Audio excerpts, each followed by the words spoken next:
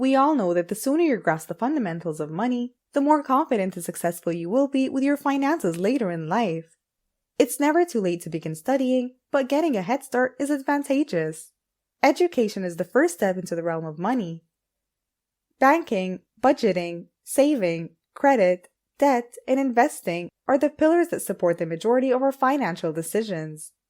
We have over 30,000 articles, keywords, lists of frequently asked questions, and videos on these topics at Investopedia, and we've spent over 20 years developing and enhancing our tools to help you make smart financial and investment decisions. This video will be a great place to start. We're not only going to be looking at the definition and importance of it, but also some of the basics you should know. Let's begin with financial literacy, what it is, and how it can improve your life. What is financial literacy? Financial literacy is defined as the capacity to comprehend and use a wide range of financial abilities such as personal financial management, budgeting, and investing. It also entails understanding financial ideas and principles including the time worth of money, compound interest, debt management, and financial planning. Financial literacy can assist people in avoiding poor financial decisions, becoming self-sufficient, and achieving financial stability. Learning how to construct a budget, use credit cards, and begin investing are all important steps in achieving financial literacy.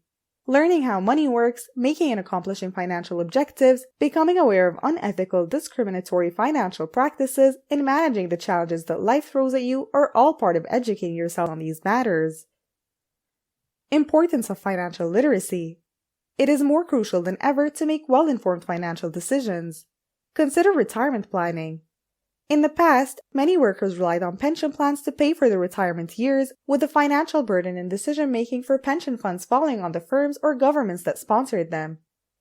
Let's start off with some of the basics. Personal finance basics. Financial literacy translates into individual financial decision-making in personal finance. How do you keep track of your finances? What type of savings and investment vehicles do you employ? Personal finance is all about setting and achieving short and long-term financial goals. We'll start with the basics, which is a short introduction to bank accounts.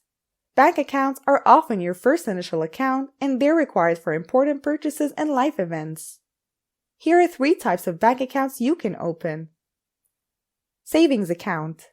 A savings account is a deposit account that pays interest and is held with a bank or other financial organization. Savings accounts yield a low interest rate, but their safety and stability make them a good choice for putting money aside for immediate needs. Checking accounts. A checking account is a deposit account that allows you to make deposits and withdrawals at a bank or other financial institution.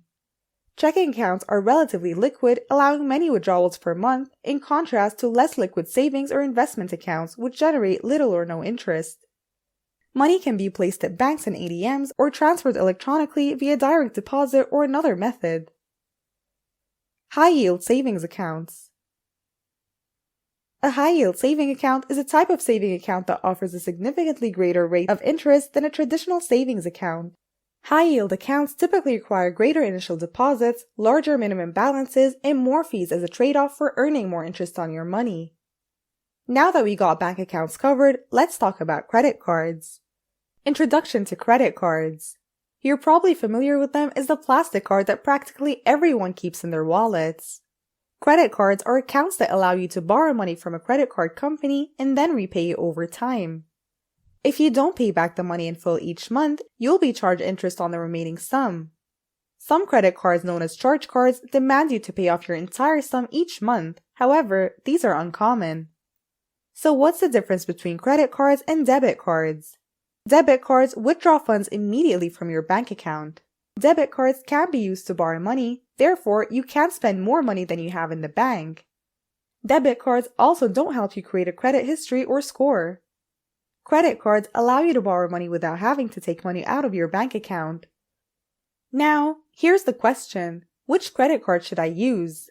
Your credit score has a significant impact on your ability to obtain a credit card. Knowing what range your score falls within will help you narrow down your selections when choosing which cards to apply for. Aside from your credit score, you'll need to figure out which benefits are appropriate for your lifestyle and spending patterns. If you have a good fair credit card, here are a variety of credit cards to choose from. Travel rewards cards. Each dollar you spend on these credit cards earns you points redeemable for travel such as flights, hotels, and rental vehicles. Cashback cards. A cashback card may be the first option for you if you don't travel frequently or don't want to deal with turning points into real-world benefits.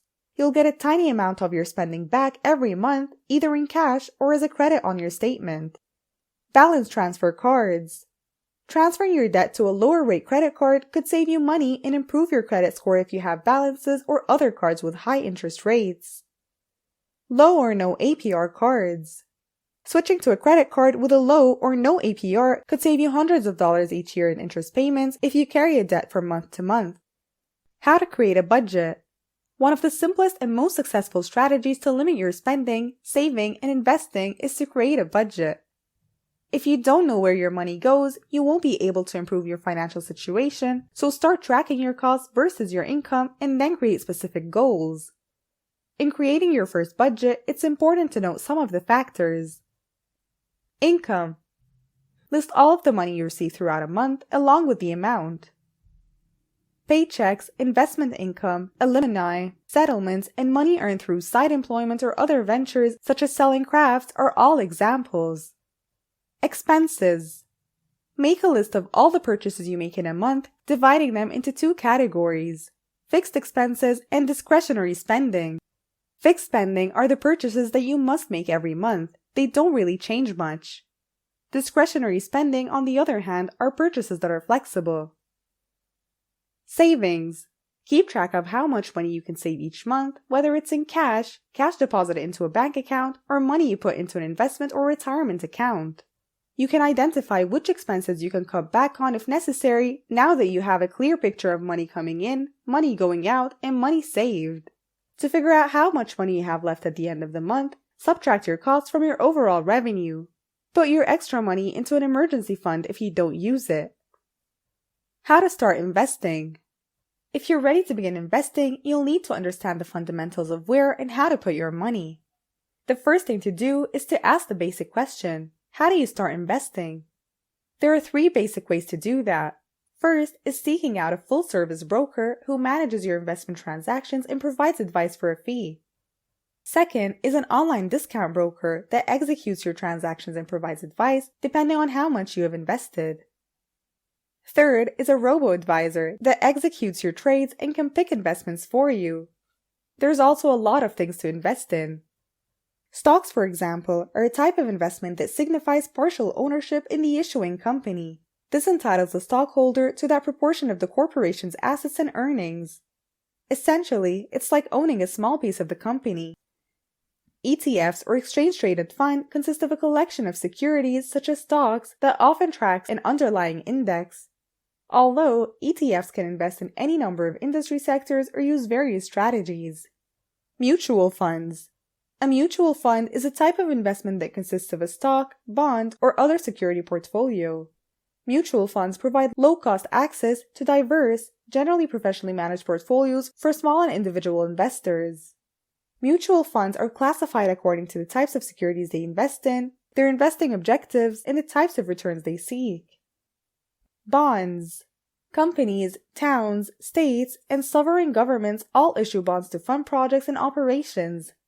Although some bonds pay variable interest rates, a bond is referred to as a fixed income instrument since it pays a fixed interest rate to investors. Bond prices and interest rates have an inverse relationship. When rate rises, bond prices fall, and vice versa. The bottom line is, these topics are just the beginning of a financial education, but they cover the most important and frequently asked questions or topics for getting started. If you're ready to learn more, don't hesitate to check in some of our videos. That's all for today, guys. See you next time.